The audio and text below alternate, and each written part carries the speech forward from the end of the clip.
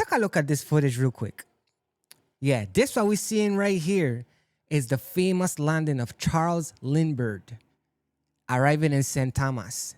This was the second one ever airplane to land in St. Thomas commercial, 1928. Just 9 days before that, they opened up that little private place there for commercial flights. And the first one was, I can't remember his name right now, but he came with 4 paying passengers.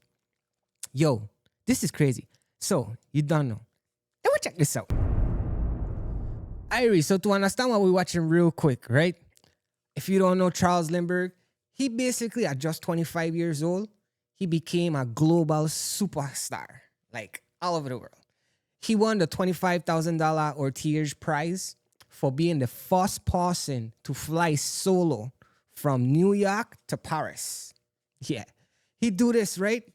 By flying something that they called the Spirit of St. Louis. It was basically a custom plane that they built in like 60 days by Ryan Airlines and the chief designer, Donald A. Hall.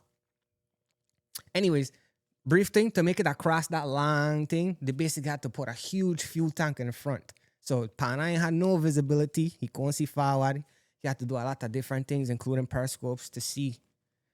Anyways, but we're going to fast forward, right? Because after that huge success, the U.S. government wanted to send him on like a tour. Because, again, this guy is huge now. So they sent him on a whole tour to the Latin Americas and then the Caribbeans. Now we're going to skip all of that. And we're going to jump to the last part of his Latin American tour, which was Venezuela. Now, when he reached over there, again, a huge reception. Mind you, this is back in them days. They're making pictures about him, like movies. Like, I mean, you can imagine. Now, he actually flies from Caracas, Venezuela. Turn up his plane and fly straight across to St. Thomas, allegedly. Now, how he come to rock? Well, the then appointed governor, Waldo Evans, the naval governor, he know that Pana they're flying around, and this would be a great PR value to have the most famous aviator visit our islands. So he sent him an official radiogram message, yeah, and not a text, a radiogram message inviting Lindbergh over, and he accepted. Now, again, there was a little problem, right? St. Thomas didn't have a real airport back then. So the local government scrambled, and ultimately they chose the former Gulf Coast that was known as Mosquito Bay. Bam. Now you can see in the footage, Pana landing in the bay. I mean, it was a long flight. They said when he came off, he was pretty exhausted.